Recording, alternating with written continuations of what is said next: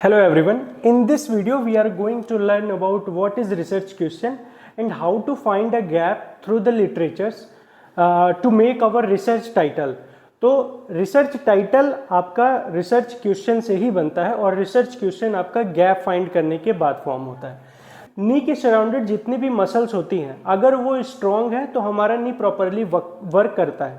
ठीक है, अब मैंने क्या देखा कि मुझे एक गैप ये फाउंड हुआ कि फर्स्ट ईयर के और सेकेंड ईयर बायोमैकेनिक्स में मैंने ये पढ़ा था कि नी के सराउंडेड जितने भी मसल्स हैं वो सारी इंपॉर्टेंट है नी जॉइंट के प्रॉपर फंक्शन के लिए। फिर मैं अभी फोर्थ ईयर में देख रहा हूँ कि वहाँ पे केवल मैनेजमेंट में क्वाड्रिसेप्स के बारे में बताया गया है, ठीक है, पर और मसल्स के बारे में नहीं बताया गया है। क्या करोगे, अब आप पबमेड वगैरह में जाओ, पबमेड गूगल स्कॉलर्स में जा करके वहाँ पे सर्च करो कि और क्या क्या मैनेजमेंट नी ऑस्टियोआर्थराइटिस के लिए दिया जाता है। तो वहाँ पे आपने ये सारा चीज़ देखा, लेकिन आपको कहीं भी वो नहीं, एक चीज़ नहीं दिखी कि हैमस्ट्रिंग का भी क्या इंपॉर्टेंस होता है हमारे नी ऑस्टियोआर्थराइटिस के पेशेंट्स में। तो ये है गैप। तो आप गैप कैसे फाउंड करोगे, जब आप वहाँ पे क्या करोगे, literature review, ROL, review of literature. जब उसको काफ़ी ज़्यादा आप बहुत सारे आर्टिकल्स, बहुत सारी बुक्स को पढ़ोगे और आपको उसमें कुछ ऐसा गैप दिखेगा कि कुछ चीज़ें हुई हैं और कुछ चीज़ें नहीं हुई हैं, वही आपको क्या होता है, रिसर्च गैप।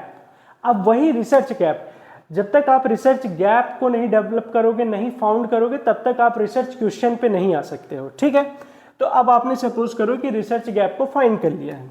देखते हैं कि रिसर्च क्वेश्चन होता क्या है। Research question identifies the problem. Research question हमारा क्या करता है, प्रॉब्लम को लेके आता है। मतलब कि गैप क्या है, जो आपने गैप फाइंड किया वही तो प्रॉब्लम है कि हाँ उस पर क्यों वर्क नहीं किया गया। ठीक है, तो वो प्रॉब्लम है। मतलब it is a statement of problem in question form, कि जो आपका रिसर्च क्वेश्चन होता है वो एक स्टेटमेंट होती है प्रॉब्लम की। हम मतलब कि जो हमारी प्रॉब्लम है उसको हम अपना क्या बनाते हैं, एक रिसर्च टाइटल बनाते हैं। क्वेश्चन आपका कैसा होना चाहिए, it should be clear, focused and researchable question होना चाहिए। मतलब कि आप जो भी अपना रिसर्च टाइटल, रिसर्च क्वेश्चन जो भी आपका होगा और उस क्वेश्चन से जो भी आप अपना टाइटल बनाओगे वो कैसा होना चाहिए, क्लियर होना चाहिए, फोकस्ड होना चाहिए। कि मतलब कि हाँ, आप अगर नी ऑस्टियोआर्थराइटिस पे, हैमस्ट्रिंग पे वर्क करना चाह रहे हो तो आपके टाइटल में वो हैमस्ट्रिंग का क्या कराओगे वो फोकस्ड होना चाहिए और हैमस्ट्रिंग पे ही फोकस्ड होना चाहिए, है ना। ये नहीं कि आप किसी और मसल पे ज़्यादा फोकस करो जब आप अपने टाइटल को फॉर्म करो, तो वो फोकस्ड होना चाहिए और रिसर्चेबल होना चाहिए। यही क्लियर, फोकस्ड और रिसर्चेबल आपका जो क्वेश्चन होगा, ये क्या आपको किधर की ओर ले जाएगा। अगर आपका रिसर्च क्वेश्चन अच्छा होगा, क्लियर होगा, फोकस्ड होगा, तो आपकी research design, study design, methodology, data collection और एनालिसिस भी आपका क्लियर होगा। How should be a research title. ठीक है, तो रिसर्च टाइटल आपका जब भी आप बनाओ तो उसमें आपको ये 5 चीज़ें फोकसली रहना है कि ये आपके टाइटल में होना चाहिए। ज़रूरी नहीं है कि ये 5 की 5 चीज़ हो, बट आपको ऐसे ले करके चलना है कि ये सारी चीज़ें आपके रिसर्च में होनी चाहिए। तो इसको आप कुछ इस तरीके से पीकोस के फॉर्म में याद कर सकते हो। पी का मतलब है पॉपुलेशन, ठीक है। आई का मतलब है इंटरवेंशन, मतलब कि जो भी आप ट्रीटमेंट प्रोवाइड कराओगे। जैसे कि जहाँ भी जो हमने एग्जांपल लिया था पॉपुलेशन, मतलब कि आपकी जैसे अर्थराइटिस, आप क्या ले रहे हो, ओस्टियोआर्थराइटिस, OA के पेशेंट्स, ये आपकी पॉपुलेशन हो गई, है ना, कि आपकी कंडीशन, किस कंडीशन पे आप वर्क करना चाह रहे हो, तो वो आपकी क्या हो जाएगी, पॉपुलेशन। अब यहाँ पे हम बात कर रहे थे हैमस्ट्रिंग मसल की स्ट्रेंथनिंग पे, तो ये आपका क्या होगा, इंटरवेंशन। मतलब कि आप जो वहाँ पे एक्सरसाइजेस करवाओगे वो आपका क्या होगा, इंटरवेंशन होगा। कंपैरिजन, अब आप मान लो कि देखना चाह रहे हो दो मसल्स, किस मसल का आप कराओगे तो कितना इफेक्ट आएगा। सपोज कि अगर आप एक ग्रुप है जिसमें केवल आप क्वाड्रिसेप्स की स्ट्रेंथनिंग करा रहे हो, एक ग्रुप है जिसपे कि आप केवल हैमस्ट्रिंग की स्ट्रेंथनिंग करा रहे हो, और एक तीसरा ग्रुप है जिसमें कि आप दोनों की करा रहे हो, क्वाड्रिसेप्स और हैमस्ट्रिंग दोनों मसल की स्ट्रेंथनिंग करा रहे हो। तो ये सी का मतलब क्या है, कंपैरिजन। तो यहाँ पे आपके ग्रुप्स आ जाएंगे, जैसे कि अभी मैंने आपको एग्जांपल बताया कि 3 ग्रुप हैं, ऐसे आप 2 ग्रुप भी ले सकते हो। ठीक है, अब फिर आपका आता है ओ, आउटकम मेजर। ओ का मतलब है आउटकम मेजर। आउटकम मेजर का मतलब है कि आप देखना क्या चाह रहे हो। आप क्या उसमें चेक करना चाह रहे हो कि जैसे अर्थराइटिस में क्या होता है, ऑस्टियोआर्थराइटिस में पेन होता है, तो मतलब कि एक आपका पेन के लिए स्केल लोगे, पेन के लिए जैसे कि हम वास या NPRS numerous pain rating scale हो गई, ये आपने ले लिया। या आप वहाँ पे MMT भी चेक करना चाह रहे हो, मसल की स्ट्रेंथ को चेक करने के लिए MMT भी साथ में ले रहे हो, और भी ऐसे बहुत सारी स्केल्स होती हैं, ठीक है। तो ये आपका आउटकम मेजर हो गया। और फिर लास्ट में आपका आता है एसे स्टडी डिज़ाइन। स्टडी डिज़ाइन, अब जैसे कि आप अगर बहुत सारे टाइप्स की स्टडीज़ होती हैं, वो आगे की वीडियोस में हम देखेंगे कि एक रिसर्च बहुत तरीके से हम कर सकते हैं। कुछ ऑब्जर्वेशनल स्टडी होती है, ठीक है, और जैसे कि ये जो एग्जांपल हम ले रहे हैं ये एक तरीके से रैंडमाइज कंट्रोल ट्रायल RCT है। तो यहाँ पे जो इस एग्जांपल के हिसाब से ये RCT स्टडी डिज़ाइन है हमारी, ठीक है। तो स्टडी डिज़ाइन हम आगे पढ़ेंगे।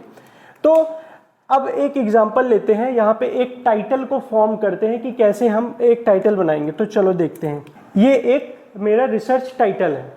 अब मैंने बुक को पढ़ा, बुक में रिव्यू वगैरह किया, और मैंने देखा कि कहीं भी जैसे कि स्वे बैक पोस्चर के जो पेशेंट्स होते हैं जिनका स्वे बैक पोस्चर कंडीशन होती है, उनके में हम नॉर्मल कन्वेंशनल अप्रोच यूज़ करते हैं। कन्वेंशनल अप्रोच का मतलब यहाँ पे है कि जैसे कि कोर की स्ट्रेंथनिंग हो गई, ग्लूट्स की स्ट्रेंथनिंग हो गई, आपकी इलियोसास की स्ट्रेंथनिंग करा करके वो आपके स्वे बैक पोस्चर को ठीक करते हैं।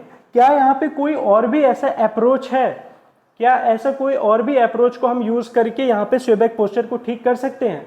तो ये मुझे नहीं दिखा कि पेल्विक और स्कैपुलर PNF को अभी तक यूज़ नहीं किया गया है इसको ट्रीट करने के लिए। तो ये मैंने रिसर्च गैप फाउंड किया, ठीक है। अब जब मैंने रिसर्च गैप फाउंड किया तो अब बात आती है मेरी रिसर्च टाइटल बनाने की। तो रिसर्च टाइटल को मैं कैसे बनाऊंगा? मुझे ध्यान रखना पड़ेगा कि मुझे ये सारी चीज़ों को फॉलो करना है। अगर मैं इंटरवेंशन स्टडी कर रहा हूँ, RCT स्टडी लेकर के कर रहा हूँ, ठीक है, क्रॉस सेक्शनल कर रहे हो तो उस पर आप किसी तरीके का ट्रीटमेंट अप्लाई नहीं करते हो, ठीक है। तो अब यहाँ पे देख लेते हैं कि इस टाइटल में क्या ये सारी चीज़ें हैं कि नहीं है। तो देखो, पॉपुलेशन आपकी क्या है? स्वे बैक पोस्चर। स्वे बैक पोस्चर के जो पेशेंट्स है, जो पार्टिसिपेंट्स, वो आपकी क्या हो गई? पॉपुलेशन। इंटरवेंशन आपका क्या हो गया? पेल्विक स्कैपुलर PNF, पेल्विक और स्कैपुला का PNF, और आप एक क्या कर रहे हो? Conventional approach. तो मतलब कि यहाँ पे दो तरीके के आप ट्रीटमेंट इंटरवेंशन को अप्लाई करोगे। तो इंटरवेंशन आपका ये हो गए, ये, ठीक है। इसके बाद आता है कंपैरिजन। तो अब यहाँ पे आप देख रहे हो कंपैरिजन कैसे करोगे कि देख रहे हो एक जगह आप पेल्विक और स्कैपुलर सेम पेशेंट पे करा रहे हो और वहीं पे आप कन्वेंशनल भी करा रहे हो। तो मतलब कि यहाँ पे दो टाइप का, दो ग्रुप आपके फॉर्म होंगे, ठीक है। एक ग्रुप वो होगा स्वे बैक पोस्चर के, मैंने 40 पेशेंट लिए, 40 में से 20 को मैं अब पेल्विक और स्कैपुलर PNF कराऊंगा और 20 को क्या कराऊंगा? Conventional approach, conventional treatment apply कराऊंगा। तो यहाँ पे हमारे कितने ग्रुप होंगे? इस टाइटल के हिसाब से यहाँ पे दो ग्रुप्स होंगे। अब इसके बाद आता है आउटकम मेजर। एक हो सकता है, जैसे आप पोस्चर को देखने के लिए क्या यूज़ करते हैं, जैसे कि आपका प्लम लाइन टेस्ट हो गया, या आप गोनियोमीटर यूज़ करके वो एंगल्स को बता रहे हो कि ये एंगल ज़्यादा है या कम है, या आपके बहुत सारे एप्लीकेशंस आते हैं जिससे कि हम अपने पोस्चर को एसेस करते हैं, तो वो आपके आउटकम मेजर में आ जाएगा। और उसके बाद फिर एस से स्टडी डिज़ाइन। तो स्टडी डिज़ाइन आपको देख के बता सकते हो कि यहाँ पे इंटरवेंशन अप्लाइड हो रहा है, तो ये क्या होगा? आपका एक तरीके से RCT स्टडी डिज़ाइन है ये, ठीक है। तो जब भी हम रिसर्च टाइटल बनाएंगे तो हमको PCOS को ध्यान में रख के बनाना है। So now criteria for good research question. क्या क्राइटेरिया आपको, जैसे आपने PCOS तो देख लिया कि आपके टाइटल में वो होना चाहिए, लेकिन टाइटल सेलेक्ट करने से पहले आपको और भी कुछ चीज़ें होती है जो आपको बहुत ज़रूरी है कि वो तो आप देख के ही चलो, ठीक है, तभी आपका जो वो सोच रहे हो स्टडी कंप्लीट करने की वो हो पाएगी, ठीक है। तो वो क्या चीज़ है? क्राइटेरिया होती है कुछ गुड रिसर्च क्वेश्चन की। तो वो क्या है? फाइनर मैप। इसको आप याद करने के लिए ऐसे कर रखो, फाइनर मैप, FINER MAPS, ठीक है। तो F से मतलब है फिजिबल, सबसे इंपॉर्टेंट है। मान लो कि आप मास्टर्स कर रहे हो, 2 साल का आपका कोर्स है और 2 साल के अंदर ही आपको वो अपनी स्टडी कंप्लीट करनी है, तो आप ऐसा कुछ सोच के चलोगे, ऐसा अपना इंटरवेंशन प्रोटोकॉल रखोगे, या ऐसी क्रॉस सेक्शनल या ऑब्जर्वेशनल स्टडी जो भी आप सोच रहे हो वो ऐसा सोचोगे कि आपके with in period of time में कंप्लीट हो जाए। तो मतलब कि एक तो आपका टाइम बहुत इंपॉर्टेंट है कि वो आपके उस टाइम के अंदर कंप्लीट हो जानी चाहिए, ठीक है, क्योंकि वो आप स्टडी कर लेना मतलब कि केवल डाटा को कलेक्ट कर लेना ही बस स्टडी नहीं होती। डाटा कलेक्ट करने के बाद आपको पूरा वो पेपर लिखना पड़ता है, ठीक है, तो उसमें भी बहुत टाइम लगता है। आप डाटा कलेक्ट करने के बाद डाटा एनालिसिस करते हो, उसमें भी टाइम लगता है। फिर उसके बाद आप पूरा पेपर लिखते हो या डिसर्टेशन थीसिस जो भी आप लिख रहे हो अपने कॉलेज में, उसमें भी काफ़ी टाइम लगता है। तो आपको वो टाइम देख के करना है। दूसरी चीज़ फंड्स, आप सपोज कि अपने फंड से ऐसा कोई ट्रीटमेंट प्रोटोकॉल अप्लाई कर रहे हो जिसमें कि आपका खुद का फंड लग रहा है, ऐसे उसको ले सकते हैं कि सपोज आपको उन 5 हॉस्पिटल में जाना है अपने स्टेट के, बट वो जाने का जो भी आपका चार्जेस है वो आपके कॉलेज वाले या आपका गाइड नहीं देगा, वो आपको खुद लेकर वो खुद आपको इन्वेस्ट करना होगा। तो आपके पास प्रॉपर फंड होना चाहिए। ये तो एक एग्जाम्पल हो गया। दूसरा, कोई ऐसी मोडेलिटी है जो कि आपको लेनी पड़ रही है। फॉर सपोज आपने स्ट्रेंथ के चेक करने के लिए डायनोमोमीटर आपको खरीदना पड़ रहा है, तो वो 1,00,000-2,00,000 का डायनोमोमीटर आता है। तो वो सब सोच करके आपको स्टडी में जाना होगा, ठीक है, कि आपके पास क्या वो फंड है कि आपने स्टडी तो चालू कर दी लेकिन अब बाद में आपका फंड खत्म हो गया तो आपकी स्टडी रुक गई वहीं पे, ठीक है।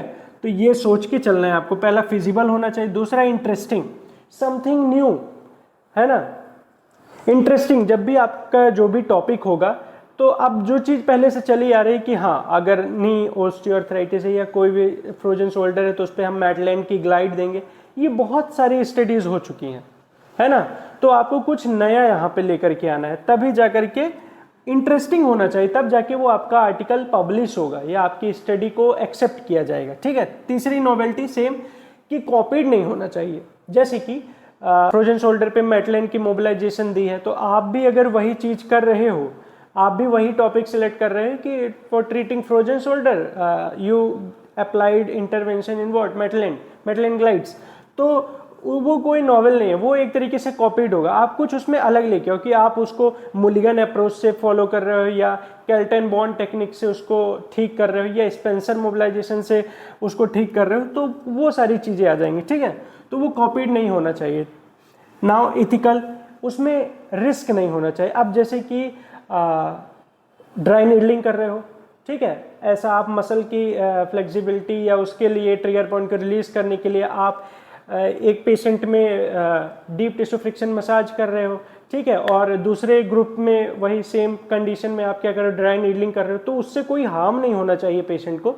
तो ये आपके इथिकल के अंदर आता है, ठीक है। आप पेशेंट का जो भी डेटा ले रखे हो वो आपको रिवील नहीं करना है, हर किसी को बताना नहीं, वो केवल आप तक सीमित रहना चाहिए। तो वो सभी इथिकल के अंदर आता है। रेलेवेंट होना चाहिए। अब आप हो फिजियोथेरेपी के स्टूडेंट, आप वहाँ पे कोई सर्जरी नहीं कर सकते हो उस कंडीशन को ट्रीट करने के लिए, क्योंकि वो आपके फील्ड से बाहर है। तो जो आपकी फील्ड के अंदर है आप उसी चीज़ का ही केवल ट्रीटमेंट या वो सारे प्रोटोकॉल्स को यूज़ कर सकते हो। मैनेजेबल होना चाहिए। मैनेजेबल भी सेम होता है फिजिबिलिटी के, कि वो आप उस स्टडी को कंप्लीट कर पाओगे या नहीं, है ना। तो अगर फिजिबल है तो आप उसको मैनेज कर सकते हो। तो manageable and feasible same point है। इसके बाद आता है एप्रोप्रिएट, लॉजिकली एंड साइंटिफिकली। अब अगर आप सोच रहे हो कि स्वेबैक पोस्चर है, तो स्वेबैक पोस्चर में मैं क्या करा रहा हूँ, अगर मान लो कि एक ग्रुप को पेल्विक और स्केपुलर पीएनएफ करा रहा हूँ, तो क्या पेल्विक स्केपुलर पीएनएफ में क्यों करा रहा हूँ, उसका मकसद क्या है ना, कि वो किन किन मसल पे वर्क करेगा, है ना। क्योंकि कोर वीक होता है, ठीक है, आपके इलियोसास वीक होते हैं, हैमस्ट्रिंग टाइट होती है, ठीक है। तो उस पे वर्क कराने के लिए जो एक ग्रुप में मैं कन्वेंशनल अप्रोच दे रहा हूँ जिसमें कि मैं स्ट्रेंथनिंग वगैरह करा रहा हूँ, तो जो वो तो ठीक है क्योंकि वो बहुत सारी स्टडीज़ में हुआ है और उससे ठीक होते हैं पेशेंट। लेकिन जो मैं पेल्विक और स्केपुलर पीएनएफ करा रहा हूँ, क्या उससे भी कोई फर्क पड़ेगा? उसका भी कुछ ना कुछ क्या कहते हैं उसको, पैथोमैकेनिक्स वो मिलनी चाहिए, साइंटिफिकली सही होना चाहिए, तो ही आप उसको रिसर्च क्वेश्चन में डालो, ठीक है।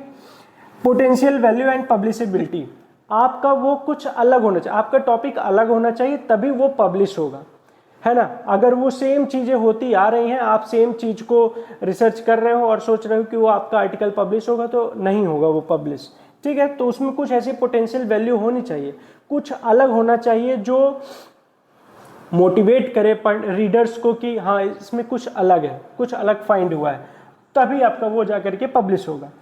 नाउ लास्ट, सिस्टमेटिक होना चाहिए।